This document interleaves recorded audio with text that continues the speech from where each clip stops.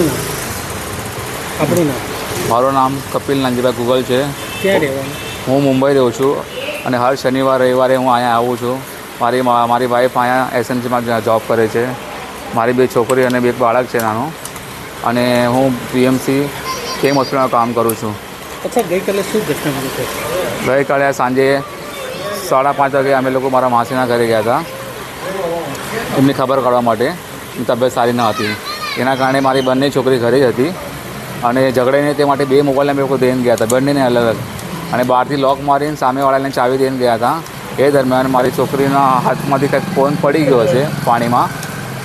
તો એવી નોટ્સ એ રાખી ગઈ હતી કે મમ્મી મને માફ કરજે માં, મારેથી ફોન પડી ગયો છે અને ચાલુ થતો નથી, તો મને માફ કરજે ને હું આવું પગલું ઉપાડું છું.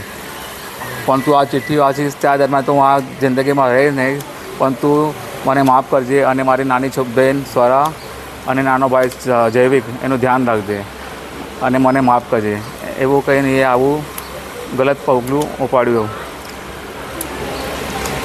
બીજા માતા પિતાઓને શું સંદેશો તમે આપશો? હું દરેક માતા પિતાને એ કહેવા માગું છું કે આ મોબાઈલ જોઈને જે બાળકને આવી બુદ્ધિ હોતી નથી, ફાંસી શું છે એ ખબર હોતી નથી, પણ એ મોબાઈલ જોઈને એણે આવું પગલું ઉપાડ્યું.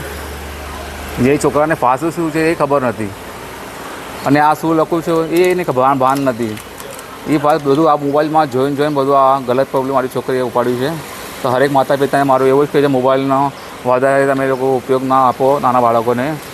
એ જ મારી વિનંતી છે હરેક માતા પિતાને.